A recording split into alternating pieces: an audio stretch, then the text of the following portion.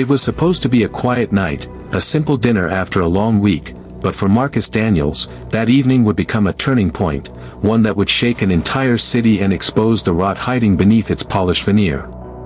The restaurant shimmered with gold chandeliers and soft jazz, the kind of place that prided itself on class, but beneath the fine linens and polite smiles, something uglier waited.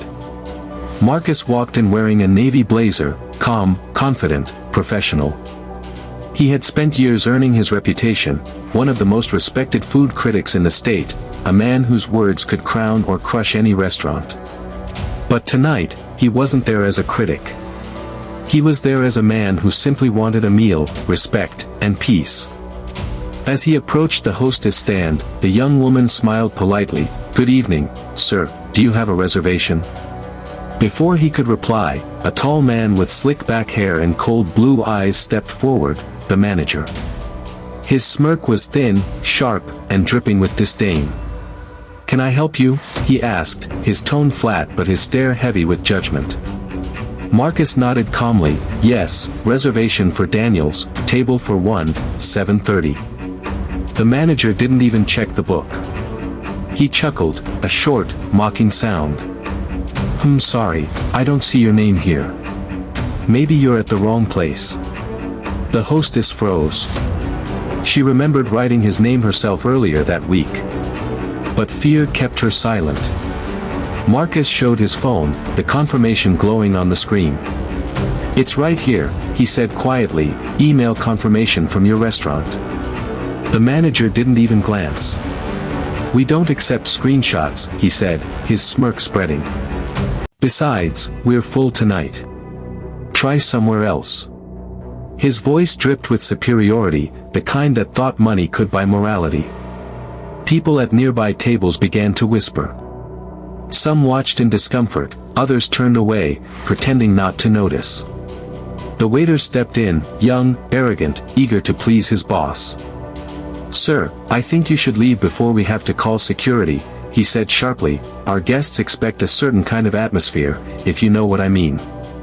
Marcus knew exactly what he meant, the coded language of racism, polished with manners and hidden behind policy. Marcus's heart tightened, but his expression remained calm. He could have argued. He could have shouted. But instead, he smiled, a slow, knowing smile, the kind that said, "You'll regret this." He turned without a word and walked out into the night. Behind him, the staff exhaled in relief, the manager straightened his tie, proud of himself, and the waiter smirked. Guess he got the message. But what they didn't know was that Marcus Daniels never left a story unfinished. The next morning, the city woke to a storm. In bold black letters across the City Times, Marcus's column read, "Bistro La Fontaine, fine dining tainted by discrimination." The review wasn't about food, it was about injustice. Marcus described, in sharp, unforgettable detail, every moment of that night, the sneer, the dismissal, the humiliation. He wrote about the silent hostess who looked away, the diners who whispered, the waiter who used atmosphere as code for exclusion.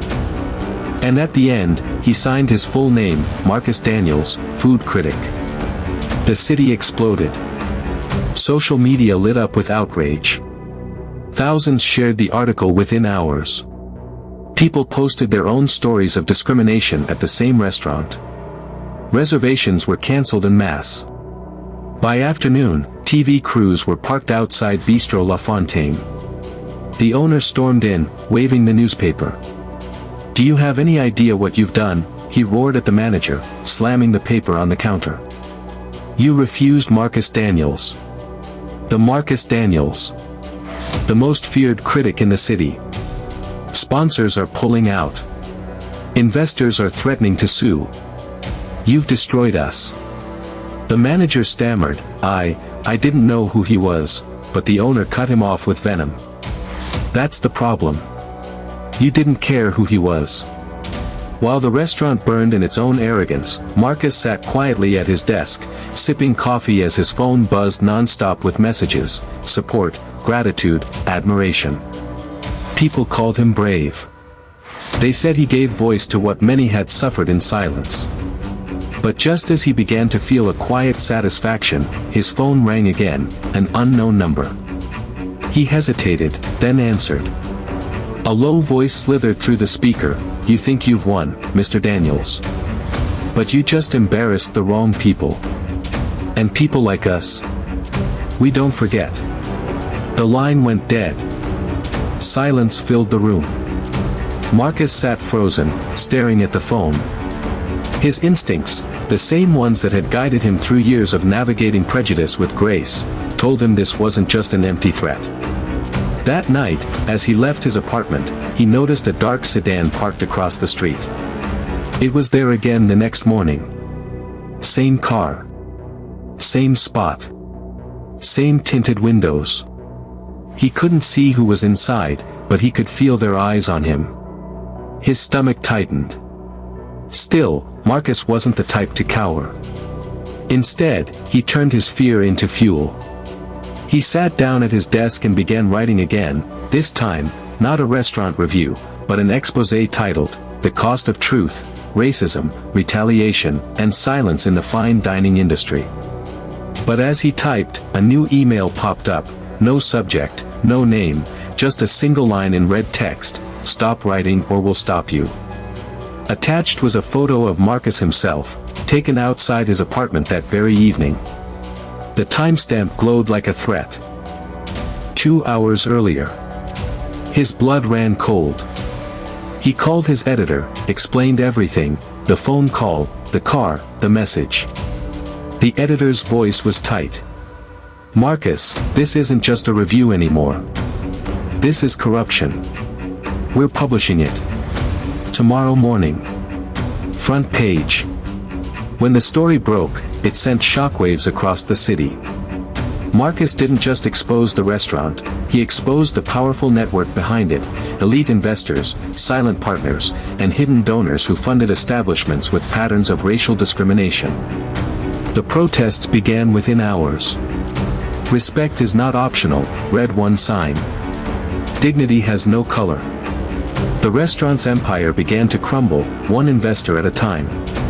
But as Marcus stood outside the newsroom that night, the dark sedan pulled up once more. The window rolled down, and there he was, the same manager, his smirk back, colder than before. "You think you've won, Daniels," he hissed. "You haven't even begun to lose yet." The car peeled away, leaving smoke and the echo of laughter behind. Marcus stood in the street, heart pounding, eyes narrowing. He had exposed their lies. He had sparked a movement. But now, the game had changed. It wasn't about reviews anymore, it was about survival. And as he turned back toward his building, his phone buzzed again. A new message. No words this time, just a video. His hands shook as he opened it. On the screen was his sister, tied to a chair, gagged, terrified. A distorted voice growled, "You wanted to play hero, Marcus. Let's see how brave you are when family's on the line." Marcus thought his words could only expose injustice, but now, those words have drawn blood. The question is, how far will he go to protect the people he loves? Marcus sat frozen in his chair, the glow from his phone reflecting in his trembling hands. His sister's face, terrified, gagged, tied to a chair, was burned into his mind. His pulse thundered in his ears, every breath sharp, shallow. This wasn't a warning anymore. This was war. For the first time, the man known for his calm composure felt rage coil inside him like fire. They had crossed a line. "You wanted a fight," he whispered to the empty room, "you just got one." He called the police immediately, but the officer on the line sounded skeptical, almost dismissive. "Are you sure this isn't some kind of hoax, Mr. Daniels? You've been in the news a lot lately, maybe someone's trying to scare you." Marcus clenched his jaw. "My sister is missing. You think that's a hoax?" The officer promised to send a patrol unit, but Marcus knew what that meant: delay, paperwork, red tape. He couldn't wait. He opened his laptop and began digging. The restaurant, the investors, the shadowy partners he'd exposed, he had all their names. He started cross-referencing phone records, security footage, anything he could access through his contacts at the City Times. Hours passed. Coffee turned cold. His eyes burned from the screen. Then, a clue, an address. A warehouse registered under one of the bistro's shell companies. Outside the city limits. Remote. Private. It was a lead. It was enough. Marcus drove through the night, headlights cutting through the rain, every second echoing with his sister's muffled cry from the video. The warehouse came into view, gray, silent, its windows blacked out. He parked down the road, heart pounding, and stepped into the darkness. Inside, the air was heavy with oil and dust. He moved quietly between stacks of crates, the faint hum of voices guiding him deeper. And then, he saw her. Tied to a chair beneath a single hanging light. Bruised but alive. A man stood beside her, the manager. The same one who had sneered at him in the restaurant, now wearing a twisted grin. Well, he said, turning slowly, the critic finally shows up in person. Brave, or stupid, I can't decide. Marcus stepped forward, voice low but steady. Let her go. The manager chuckled. You humiliated powerful people, Daniels. You cost us millions. You think they were just going to let that slide? No.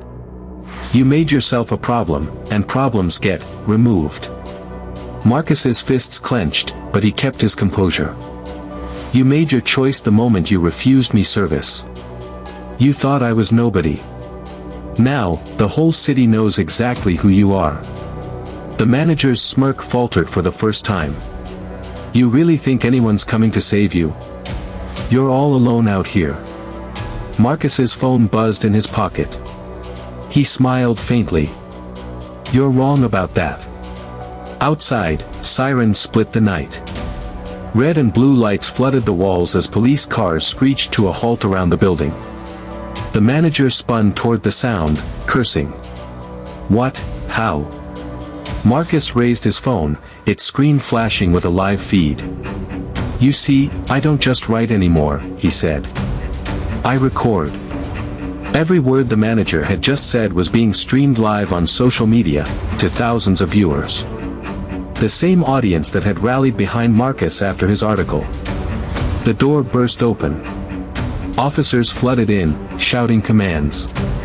The manager tried to run, but Marcus stepped forward, blocking his path. This is for every person you made feel small, he said, voice like steel. For every time you used your position to humiliate someone who only wanted respect.